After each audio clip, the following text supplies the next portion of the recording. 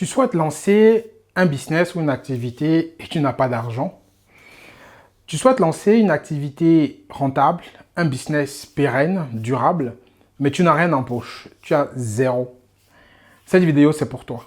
Je vais te dévoiler dans la vidéo d'aujourd'hui une méthode que tu peux appliquer pour lancer ton activité avec zéro argent. On se retrouve après le jingle.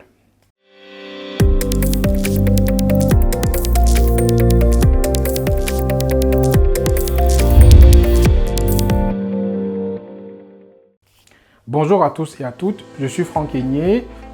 Nous sommes sur la chaîne Devenir riche en Afrique. Il y a beaucoup de personnes qui veulent lancer leur activité mais qui n'ont pas d'argent, qui n'ont rien en poche, mais veulent quand même se lancer. Ça paraît un peu paradoxal, mais je pense à la volonté de plusieurs personnes. Les situations sont différentes, certes, mais je pense qu'il y a beaucoup de personnes qui veulent se lancer aujourd'hui pour lancer leur activité ou leur business, que ce soit en Occident ou en Afrique, mais ils n'ont rien en poche. C'est pourquoi aujourd'hui, je fais une vidéo pour te dévoiler une méthode, une stratégie qui marche, quelle que soit ta situation, c'est-à-dire si tu n'as rien aujourd'hui, pour pouvoir lancer une activité pérenne et rentable rapidement et maintenant.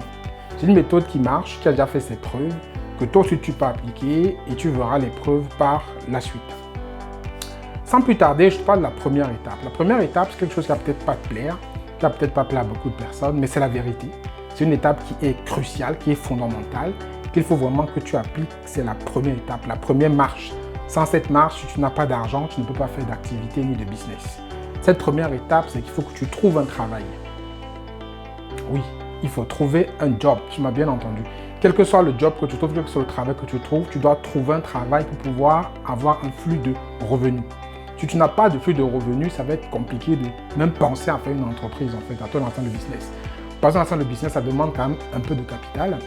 Au-delà de cela, quand tu vas trouver un travail, tu vas pouvoir avoir un revenu qui va te permettre d'avancer sans stress.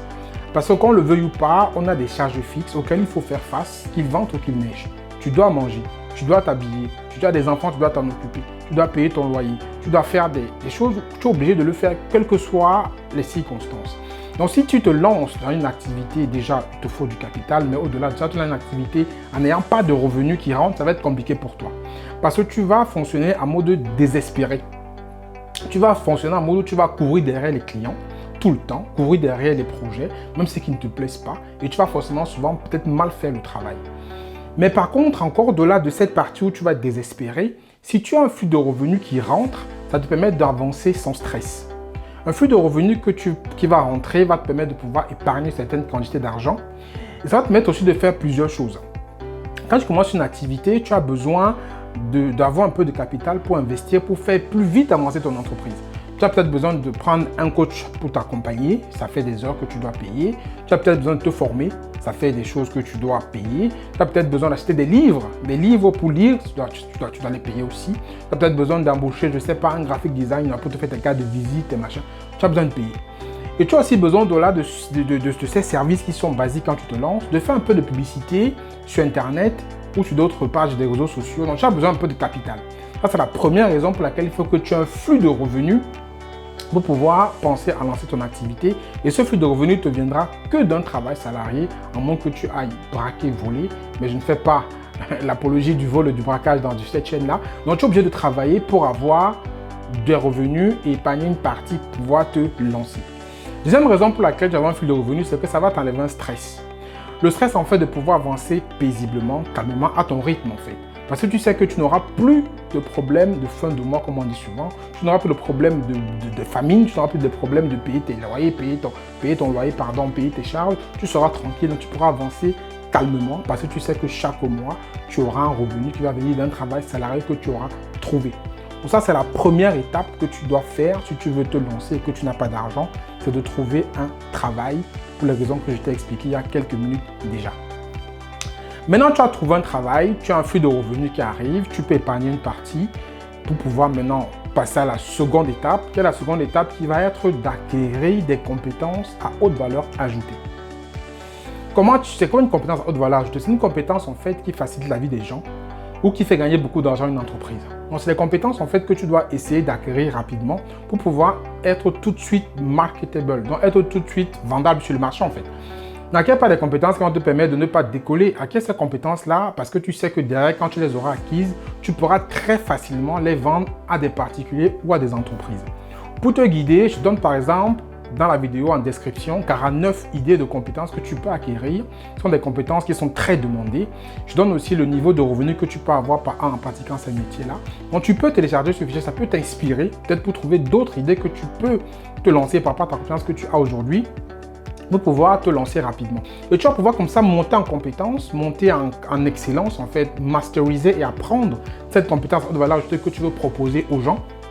Et il faut que tu t'exerces au quotidien, tu pratiques. Si tu as un travail, tu peux le faire le soir quand tu rentres à la maison, tu peux le faire le week-end, mais il faut que tu pratiques, tu ne vas pas encore le vendre. Tu vas pratiquer pour que tu montes en compétence pour devenir, entre guillemets, un expert de ce que tu veux proposer aux personnes, jusqu'au moment où tu te sens confortable de pouvoir gagner de l'argent avec cette compétence-là. Ça peut être une compétence que tu vas bien sûr acquérir par la formation, une compétence que peut-être tu as dans ton travail et que tu as besoin de perfectionner, une compétence peut-être qui vient de ton talent que tu fais déjà au quotidien, que tu as besoin de peaufiner et de rendre ça en produit pour pouvoir le vendre. Donc peu importe ce que tu vas faire, mais il faut que cette compétence soit une compétence à haute valeur ajoutée, que tu maîtrises, que tu masterises et que tu es confortable de proposer contre de l'argent. Mais avant de passer à proposer contre de l'argent, tu peux déjà tester cette compétence-là avec des personnes, même en direct, ton cercle proche, ou avec des associations pour lesquelles tu peux faire de façon bénévole, permettre en fait de monter en compétence, d'être sûr que tu es confortable et que tu es prêt à aller sur le marché pour vendre cette compétence à des gens qui vont te payer pour en profiter. Maintenant que tu as cette compétence-là, que tu maîtrises bien, que tu es capable de le proposer contre monétisation, d'être capable d'être payé pour pouvoir fournir ce service-là à des personnes, tu peux aller sur les plateformes de freelance. Ça, c'est la troisième étape. C'est d'aller sur les plateformes de freelance, proposer ce service-là à une multitude de personnes, entreprises comme particuliers qui vont rechercher les compétences que tu as. Aujourd'hui, il y a les plateformes de freelance qui proposent en fait un marché énorme. En fait, ça trouve un marché de millions de personnes qui pourront voir ta compétence et venir te solliciter pour que tu puisses profiter de ce service-là, quoi. Donc, c'est la troisième étape. À cette étape encore, tu ne quittes pas ton job. Tu gardes toujours ton job qui te permet d'avoir un revenu chaque mois, qui te permet de faire face à tes charges, mais tu as un autre revenu que tu vas commencer à générer en proposant ton activité sur les plateformes de freelancing ou à ton cercle proche. Ça va te ramener de l'argent, ça va te ramener un revenu que tu vas commencer à gagner de façon permanente, récurrente. Ça va te permettre de voir exactement que tu as choisi le bon créneau et que ça commence à fonctionner. Bien entendu, il y a toute étape bien après qu'il faudra tester le marché, tout ça, c'est encore autre chose. Mais déjà, cette troisième étape-là, quand tu vas proposer déjà sur le plateforme de freelance, ça te permettra d'être sûr que tu es sur le bon créneau et que les gens ont vraiment besoin de ce produit que tu as identifié. Tu vas commencer à gagner un peu d'argent. Mais comme j'insiste encore à cette étape-ci, ne lâche pas le boulot que tu as qui te permet d'avoir un revenu pour faire face à tes charges fixes. C'est très important. Quand maintenant tu commences à proposer ton service sur les plateformes, tu commences à gagner beaucoup d'argent, tu commences à gagner un peu d'argent et tu te sens confortable avec, tu vas tester l'idée, tu vas voir que tu es content quand tu réalises, que tu es à l'aise dans ce milieu-là et que ça te plaît de faire cette activité que tu as choisie comme business. Tu peux passer maintenant à la quatrième étape qui sera de trouver plus de clients pour faire grandir ton chiffre d'affaires. Donc maintenant, tu vas passer à une étape où tu vas maintenant accélérer ton développement. Tu vas maintenant passer plus de temps à chercher des clients pour pouvoir faire grandir ton chiffre d'affaires. Cette étape aussi, tu as plusieurs options, tu as plusieurs choix.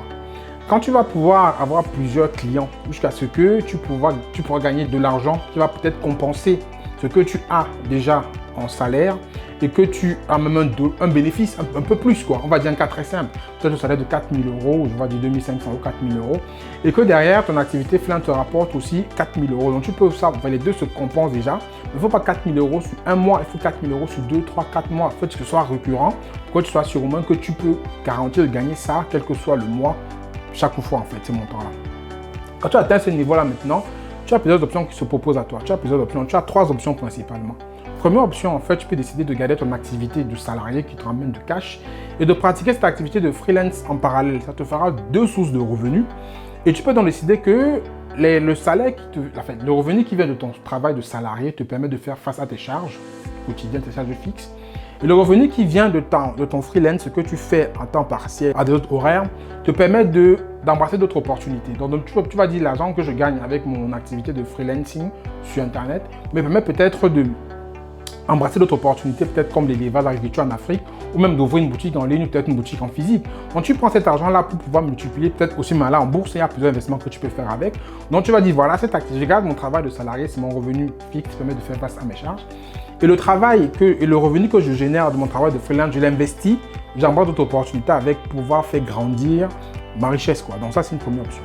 Deuxième option, en fait, tu peux dire, voilà, moi, mon activité de freelance, mon activité en ligne marche bien. Je veux que ça grandisse un peu plus, mais je ne veux pas me consacrer à ça à plein temps pour l'instant. Donc, ce que je fais, tu peux embaucher des personnes qui vont faire ça à ta place, hein, des freelancing que tu peux embaucher, assistantes virtuelles et autres, qui vont faire tourner cette activité pour toi. Donc, ils vont le faire grandir pendant que toi, tu vas faire ton travail de salarié si tu veux le garder.